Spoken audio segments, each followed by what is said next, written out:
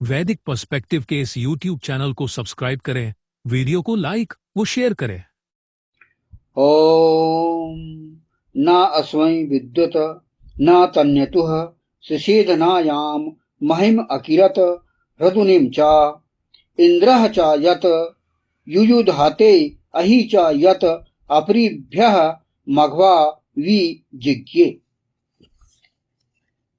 न इस तक विद्युत पहुंची, न गर्जना और न वह अव्यक्त शब्द करने वाली वृष्टि जिसे फेंका गया।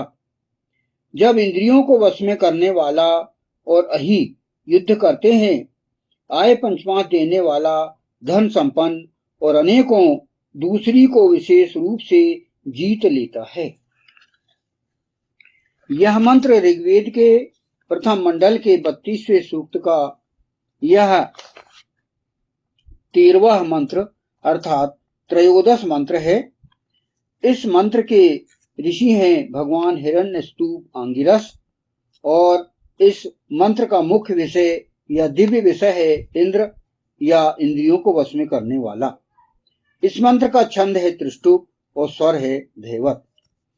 यह जो 32वां सूक्त चल रहा है, इसके कुल 15 मंत्र हैं और इस 15 मंत्र में विशेष रूप से इंद्र अर्थात इंद्रियों को वश में करने वाला या राजनायक और अहि अर्थात वृत्र या सर्प के स्वभाव वाला व्यक्ति जो कि राक्षस है, दुष्ट है, उनके मध्य जो युद्ध चलता है और उनको राक्षसों को या व्रतों को समाप्त करने के लिए क्या कार्यनीति अपनाना चाहिए, इस सूक्त में विशेष रूप से बताया गया है। यहां पर इस मंत्र के 2 फुटनोट हैं और जैसा कि हम जानते हैं 1 से लेके 12वें मंत्र तक हमने समझा और यह 13वां मंत्र उन्हीं से संबंधित है। पिछले मंत्रों की कड़ी में ही आगे मंत्र यह जुड़ा हुआ है। यहां पर इस मंत्र का प्रथम फुटनोट यहां पर उद्धृत किया गया है। यहां पर पहले हम इसके अन्वय को समझें। 13वें मंत्र के अन्वय में क्या कहा गया है, अलग अलग हम समझें। न अर्थात न, अस्मै अर्थात इस तक, विद्युत अर्थात विद्युत, शिशेध अर्थात पहुंची, न अर्थात न, तन्यतुः अर्थात गर्जना, च यानी और, न यानी न या वह, हृदुनिम अर्थात अव्यक्त शब्द करने वाली, मिहम अर्थात वृष्टि, वि यम अकरत जिसे फेंका गया, यत अर्थात जब, इंद्रः च अहिः च अर्थात इंद्रियों को वश में करने वाले और अहि, युयुधाते अर्थात युद्ध करते हैं, मघवा अर्थात आय पंचमांश देने वाला, धन संपन्न, अपरिभ्यः अर्थात अनेकों दूसरी को, विजिज्ञे अर्थात विशेष रूप से जीत लेता है, उत अर्थात और। यहाँ पर इस मंत्र के हमने अन्वय को समझा, हिंदी अनुवाद समझा। इस मंत्र में 2 फुटनोट हैं जिसे कि भावार्थ के रूप में, अर्थ के रूप में यहाँ पर प्रस्तुत किया गया है भाष्यकार के द्वारा। इसमें पहला फुटनोट है, न इस तक विद्युत पहुंची, न गर्जना और न वह अव्यक्त शब्द करने वाली वृष्टि जिसे फेंका गया। जब इंद्रियों को वश में करने वाला और अहि युद्ध करते हैं।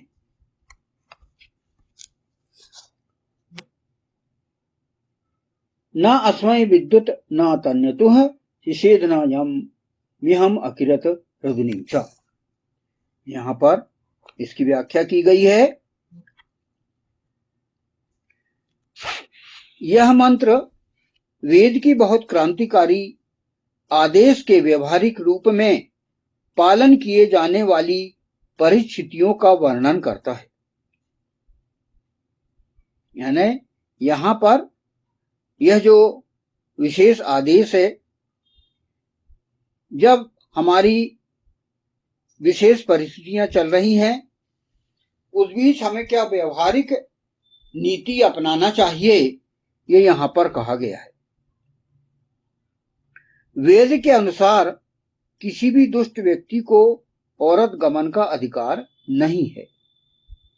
इस सूक्त के अनेकों मंत्रों में अहि और इंद्रियों को वश में करने वाले ईश्वर के आज्ञाकारी के धर्मयुद्ध की बात की गई है तथा व्रत और इंद्रियों को वश में करने वाले के बीच धर्मयुद्ध की बात की गई है। जैसे कि हमने कहा अभी कि यह जो पूरा 32वां सूक्त है, यह व्रत अर्थात दुष्ट या राक्षस और इंद्रियों को वश में करने वाले अर्थात राज्य नायक के बीच धर्मयुद्ध जो होता है, उसमें क्या परिस्थिति आती है और उसमें क्या हमें बचाव करना है, किस प्रकार की हमें नीतियों का पालन करना है, इस मंत्र में हमें बताया गया है, जिसको कि हम गंभीरता से समझें। ऐसे दुष्टों को पत्नी विहीन करने हेतु इंद्रियों को वश में करने वाले पुरुष को आदेश दिया गया है। ऐसे दुष्ट जो कि समाज को बर्बाद करते हैं, समाज को नष्ट करने के लिए वो अभियान चलाते हैं षड्यंत्रों के माध्यम से, उन्हें ईश्वर ने वेद में पत्नी विहीन करने को कहा गया है, क्योंकि वे आगे ऐसे ही दुष्ट संतान पैदा करेंगे। अतः उन्हें विवाह की ही अनुमति नहीं दी गई है वेद में। वेद एक सिस्टम ऑफ लाइफ है और संविधान है, ईश्वर का संविधान है, एक दंड संहिता है और व्यवस्था भी है। वेद पूरा चारों खंडों में, ऋग्वेद, यजुर्वेद, सामवेद, अथर्ववेद, इनके 20,416 कुल मंत्रों में व्यवस्था बताई गई है, दंड संहिता बताई गई है, क्या कार्य हम करें क्या ना करें, इसमें पूरी बात समझाई गई है। और कुछ मंत्र ऐसे हैं जो कि कोड वर्ड में भी बताए गए हैं, जिन्हें हमें डिकोड करना आवश्यक है, जिन्हें हमने बुद्धिपूर्वक हमें उनको समझते हुए और उनका व्याख्यान करना है और उनका सरलीकरण करना है, ताकि जन सामान्य को भी वेद समझ में आ सके। यहां पर बात की गई है ऐसी जो कि लोगों को बहुत आपत्तिजनक लग सकती है कि दुष्टों को विवाह करने की अनुमति नहीं है, किंतु हम देख रहे हैं कि दुष्ट यदि अपनी संतान उत्पन्न करेंगे तो वही आगे दुष्टता की प्रवृत्ति समाज में बढ़ती जाएगी और उनके द्वारा अत्याचार समाज में होता रहेगा। आगे यहां पर कहा गया है, पिछले मंत्र में ऐसी औरतों को जीतने, उनके हृदयों को जीतने तथा प्रजनन कर्म में उन्हें जीतने की बात की गई थी। जैसे कि हमने पिछले मंत्रों में कहा, पिछले मंत्र में हमने जैसे 12वें ही मंत्र में यहां पर कहा गया था कि अश्व पुरुष बनकर उन्हें विवाहित होना है और जो व्यवस्था के अंतर्गत हमें जो नारियां हैं, अत्याचारग्रस्त